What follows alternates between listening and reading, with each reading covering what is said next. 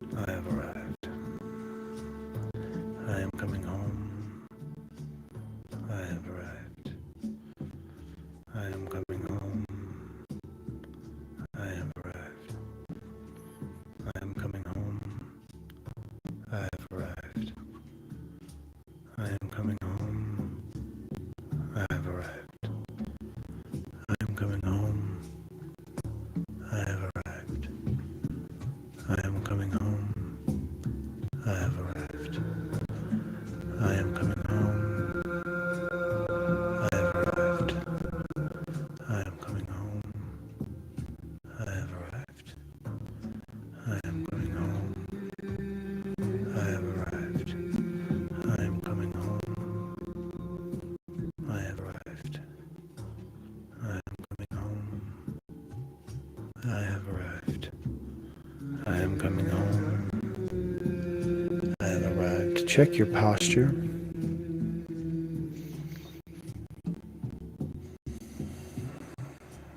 Erect the spine.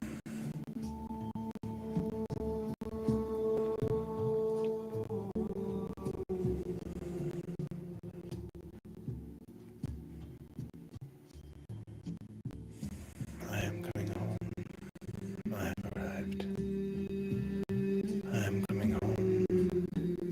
I have arrived. I am coming home. I have arrived. I am coming home. I have arrived. I am coming home. I have arrived. I am coming home. I have arrived. I am coming home. I have arrived. I am coming home. I have arrived. I am coming home. I have arrived.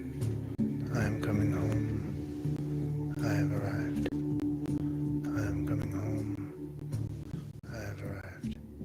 I am coming home. I have arrived. I am coming home. I have arrived. I am coming home. I have arrived. So that's 54 recitations.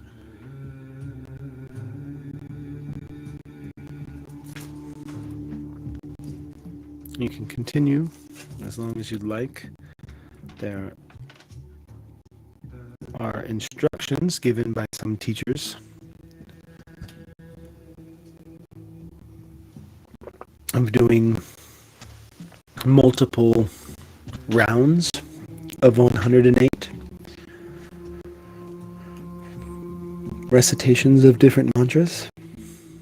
If you live or study or practice in a guru lineage, a lineage that has a guru, the guru will give you a mantra, and the guru will give you instructions. If you don't live within that lineage, you're going to have to use your internal guru, and you're going to have to figure out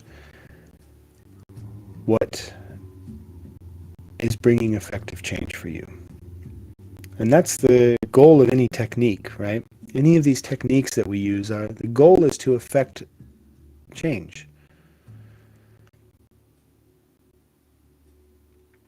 You know, subtle, slight changes within our posture, within our breath, within our thoughts, within our emotions. And that change is to bring us,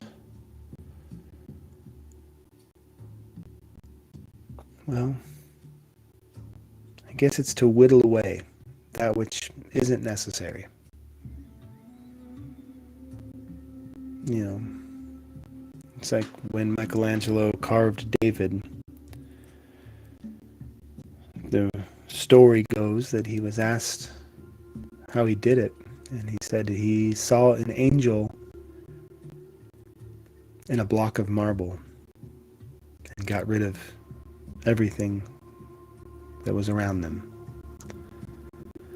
And that's kind of what we are.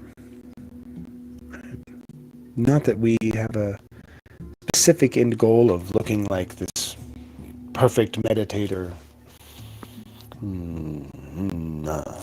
But we all know, if you're here, if you're participating in these practices, you know that you have a sense that some of the things that you do just don't feel like you. They feel like maybe they were something you used to do. Maybe something that you are supposed to do. maybe something someone expects you to do, or an expectation you have of yourself. But these things, these thoughts, these habitual ways of living, they're not you. You know somewhere that you are in there. And these techniques are tools that we use to take away all of that marble that's not the angel. You know? And some of us, some of it that we get rid of, it's like carving soft butter. It's easy to let go.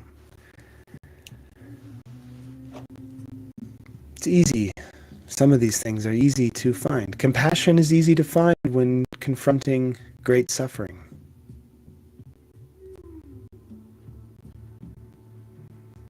You know? It's not difficult to find yourself feeling deep compassion when you see deep suffering.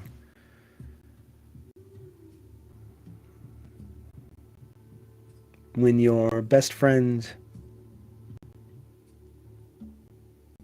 has just had a death, you know, your best friend's mother has died, and your best friend is very much suffering, you feel compassion. That's easy.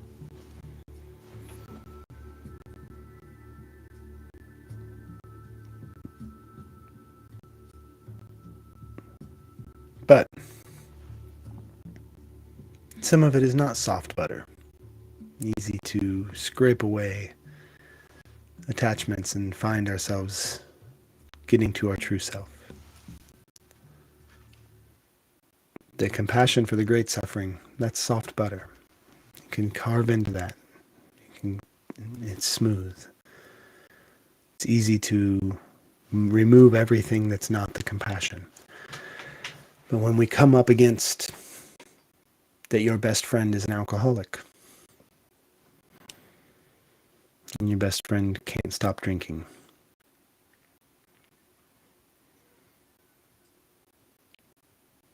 it becomes more difficult to have compassion over time.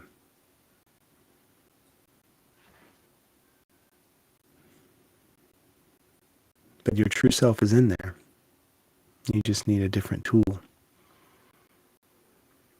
a different technique to allow judgment to fall away, the attachment to your expectations to fall away, to get back to your true self, which is love, which is compassion.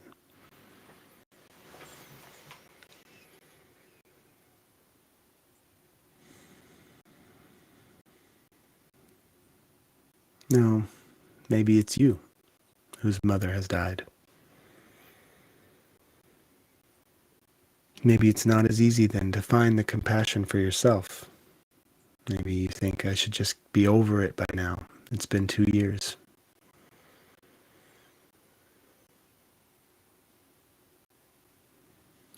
What was once soft butter is now hardened into marble, right? So you need tools, stronger tools.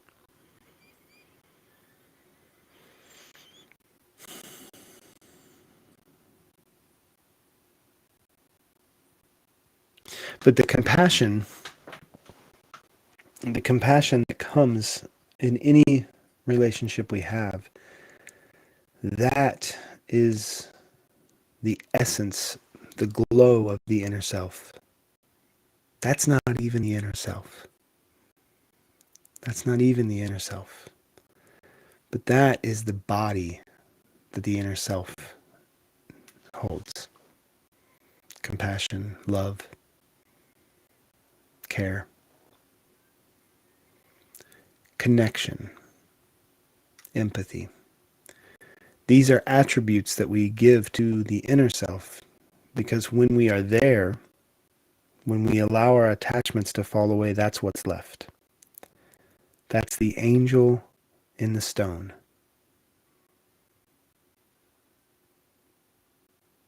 Yeah.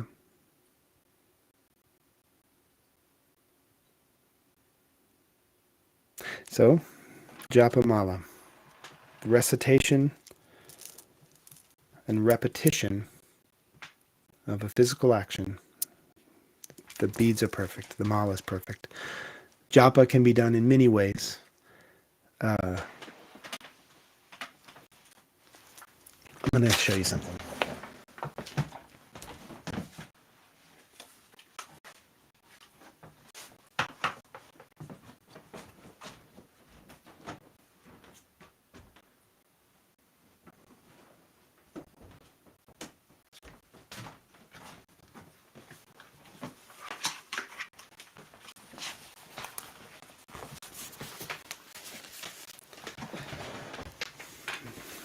Okay. This is a japa bag. Okay. This would be worn over the neck.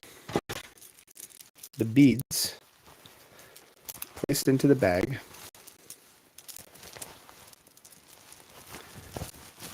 This keeps your beads clean and discreet.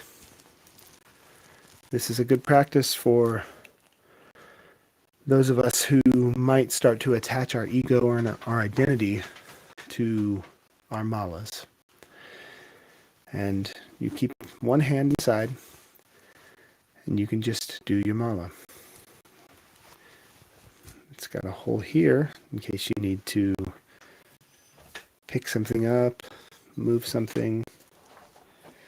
You need to ring your bowl.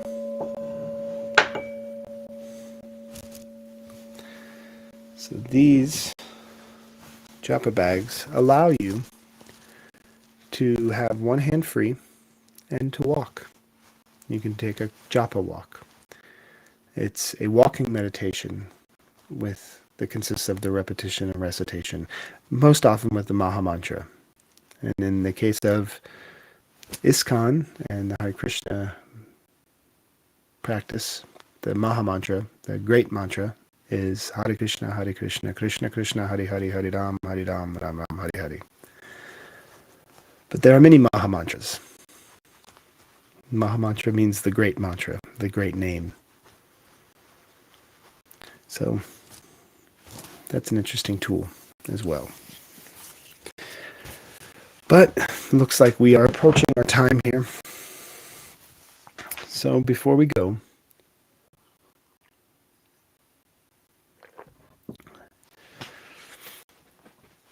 I want to think for just a moment. Focus in. I'm going to resume my meditation posture.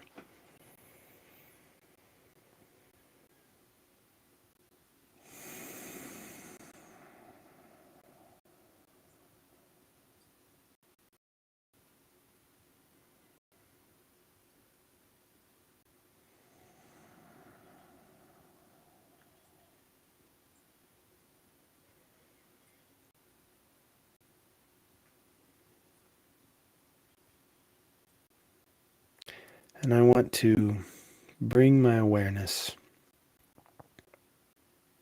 into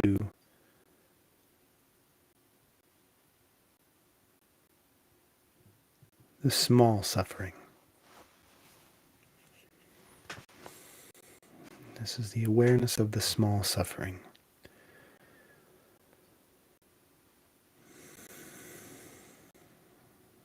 Maybe what we have happening here is there is an attempt to open a transitional housing center, a place for people without houses to be able to come to live and transition and get on their feet. It's a forward-moving project. So it's different than a homeless shelter in that it doesn't provide temporary shelter. It's providing a transition into a housed environment, seeking permanent shelter. And this is moving into a neighborhood, and there's some people in the neighborhood, some neighbors who are not happy about this. And in fact, they're very upset, and they have a lot of fear, and they're suffering. And it's really easy for us to see the suffering of the houseless people because they have nowhere to hide their suffering. They suffer in public. And this is probably why a lot of people find themselves disgusted, because they don't want to see suffering and they don't share their suffering. They think that suffering is shameful and should be hidden. That's what they've been taught. That's part of their suffering.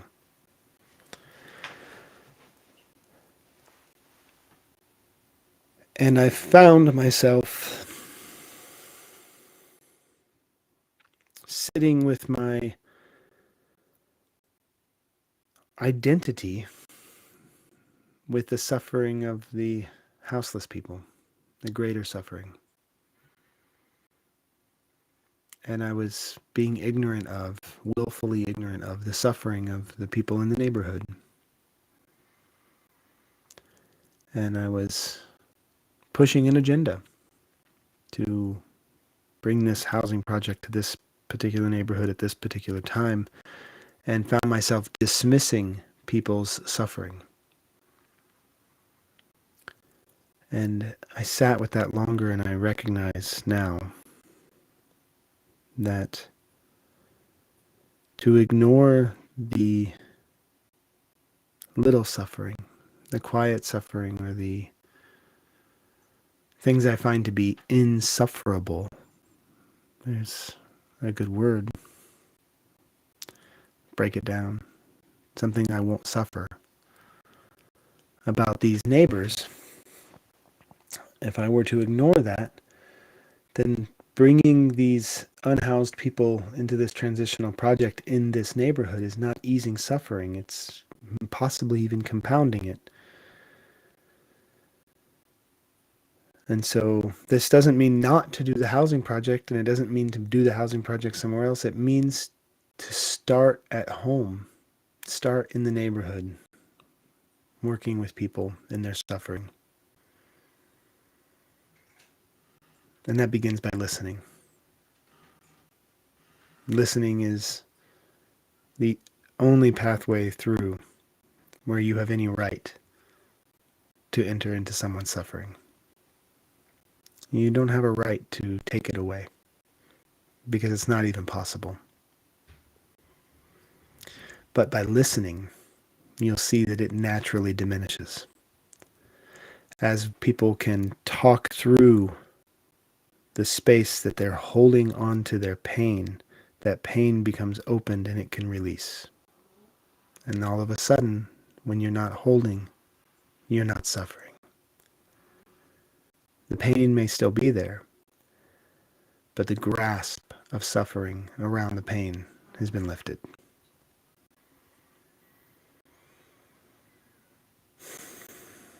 So let's focus on the little suffering for just a moment.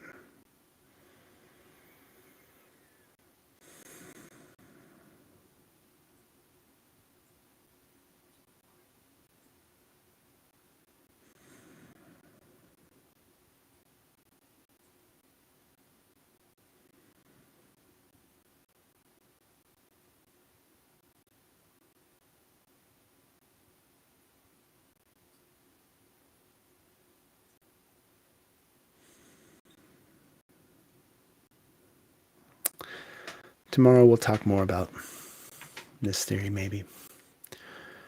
Maybe we'll do a little bit more practice on our own little sufferings and our greater suffering. But for now, I put my hands together in the recognized position of gratitude and prayer.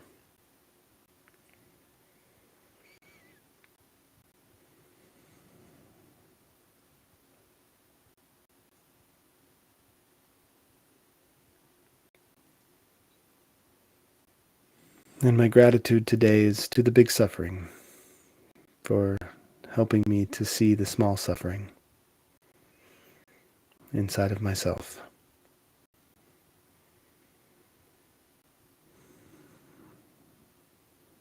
And to view it with equanimity. For that, I'm very grateful.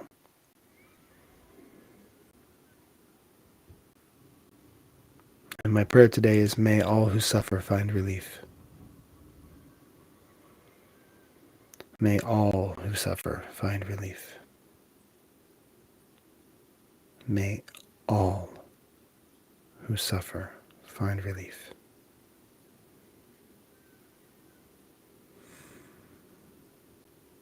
There's no getting out of all. There's no getting out of it. Mm-mm.